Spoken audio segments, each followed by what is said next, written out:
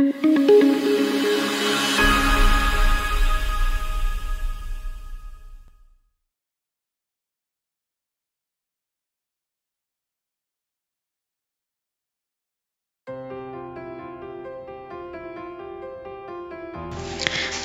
bienvenidas a esta nota técnica. El día de hoy vamos a revisar más a profundidad el panel de controls dentro de la herramienta MCO. Nos vamos a dirigir a Report, My Novel Shapes Optimizer. Dentro de escenarios vamos a cargar el escenario con el que deseemos trabajar. Nos dirigimos a Controls y dentro de Controls vamos a poder visualizar las siguientes opciones. En primer lugar tenemos el Stop Width. Tenemos para seleccionar entre Apparent Width, True Width on Section and True Width. ¿Cuál es la diferencia entre estas tres opciones? Vamos a realizar un corte de manera transversal.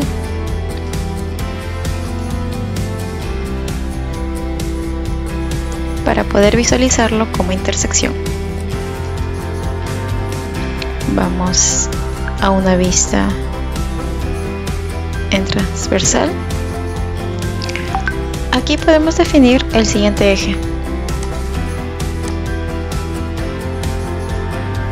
Entonces, el True Width o Width va a ser la distancia perpendicular a este eje que hemos definido.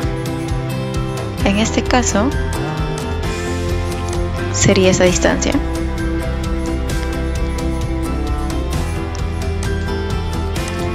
En este caso sería esta distancia, mientras que el Apparent Width siempre está relativo a uno de nuestros ejes.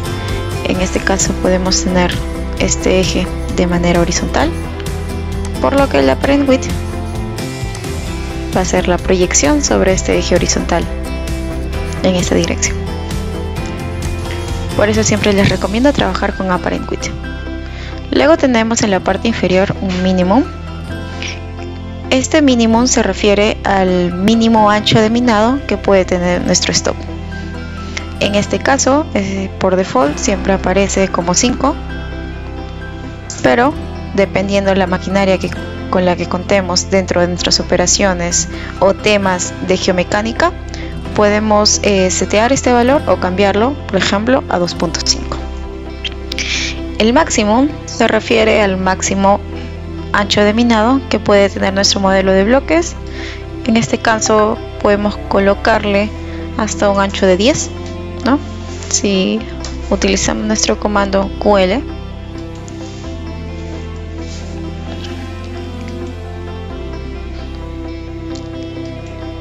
y realizamos una medición en horizontal, por ejemplo, podemos observar que nuestra longitud en horizontal es de 16 metros, así que de repente lo podemos aumentar a un 20, ¿no? En la parte inferior tenemos la opción de Minimum Pillar Between Parallel Stops. Esta opción hace referencia en caso yo cuente con más de una veta o una veta bifurcada, como este ejemplo. Entonces se crearían stopes de este lado del ramal 1 y de este lado del ramal 2, ¿no? Entonces la distancia mínima entre pilares va a ser esta, medida desde el punto de medio, ¿no? Si aquí yo de repente coloco una distancia mínima que sea de 5 metros, siempre va a estar medida desde el punto medio, ¿no? Es el valor que hemos colocado aquí, 5. En este caso, nosotros podemos observar que no está bifurcada la veta, entonces no se crearía ningún tipo de pilar. En la parte inferior, yo voy a tener la opción de poder elegir o poder setear la creación de mis tajeos con ELOS Dilution, ¿no? En esta parte podemos elegir entre Near Far o Footwall and Hand Wall. Usualmente yo elijo la opción de Footwall y Hand Wall por los siguientes motivos. Supongamos que ya tenemos una veta con una orientación y un buzamiento definido. y los stops que se van a crear son de esta manera, ¿no? Entonces la dilución que yo le coloque al footwall, en este caso coloqué una distancia de 0.5, iría aquí, y el hanging wall iría aquí. Hay que tener en cuenta que esta va a ser la caja piso y esta va a ser la caja techo.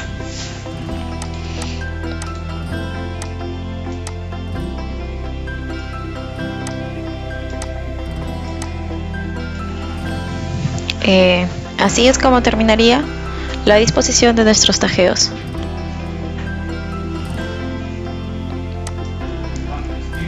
Aquí podemos nosotros, si decidimos de que no vamos a considerar una dilución dentro de la creación de nuestro tajeo, simplemente podemos colocar el valor de 0 y de 0.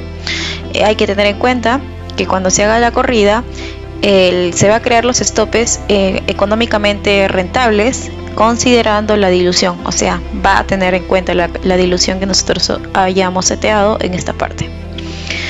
En este caso puedo colocarle de repente una dilución en el hanging wall de 0.5. Bueno, siguiendo con las opciones de abajo, nosotros tenemos la opción de Stop Deep Angles. Aquí hace referencia esta opción. Es que los stopes se van a crear de la siguiente manera.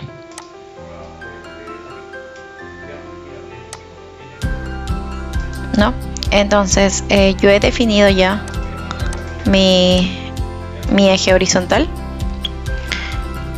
Previamente yo había definido ya el buzamiento de mi beta, que en este caso iba a ser de 120 grados en sentido del complemento, en sentido del suplemento, 120 grados. Entonces el ángulo de buzamiento de una de las cajas del stop puede variar desde los 90 grados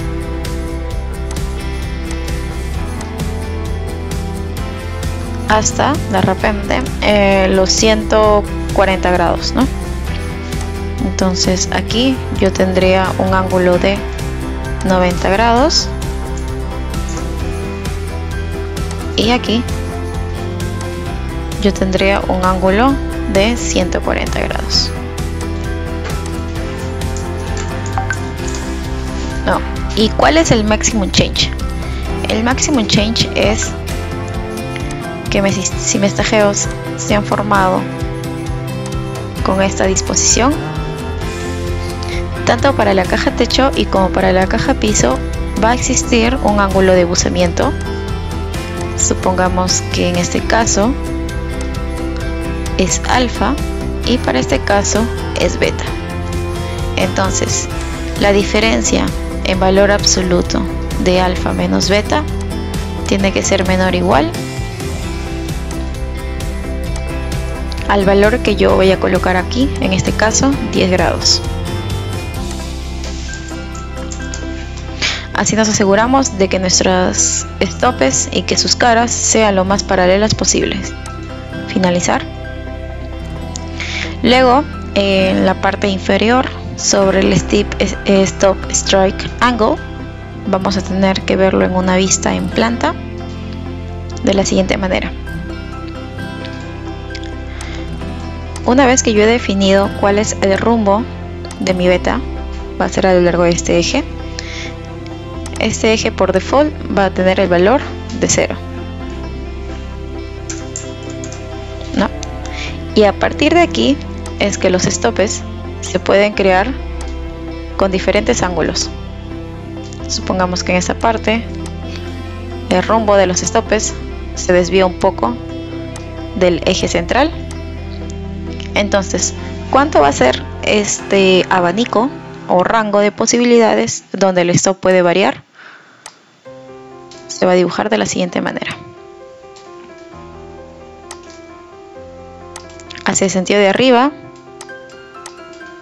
menos, y hacia el sentido de abajo, más. Antihorario y horario. Entonces acá yo he definido que va a variar desde los menos 45 grados hasta los 45 grados. Y la misma lógica para el maximum change, la diferencia entre los ángulos de las caras de los stopes. Finalmente tengo la última opción, que es Maximum Stop Thickness Ratio. Tenemos el top to bottom y el left to right.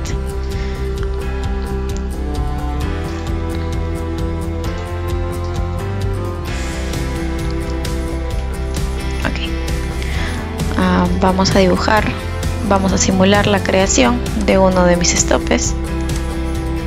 Vamos a exagerarlo para poder entender un poco mejor. Bueno, en este caso el top to bottom prácticamente es el techo y el piso. Este va a ser el top y la parte inferior va a ser el bottom.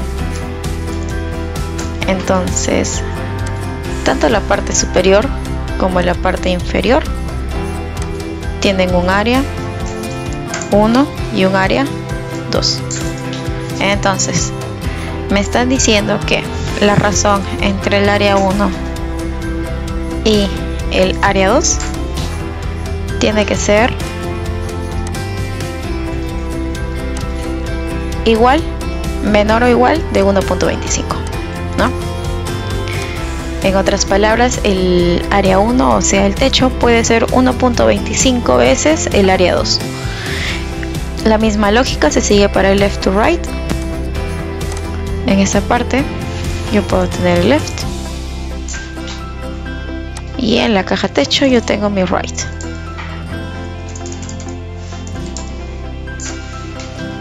Donde el left tiene un área S1 y el right tiene un área S2.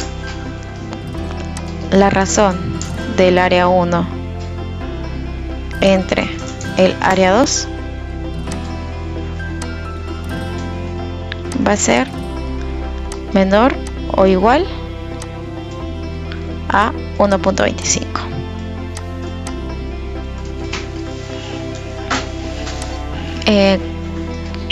Muchas veces por default esto te aparece con un número mucho mayor, que es de 2.25.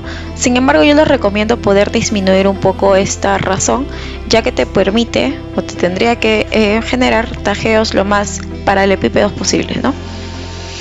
Bueno, en la parte inferior tenemos una opción de Create Substop Shapes, que lo vamos a ver en la siguiente nota.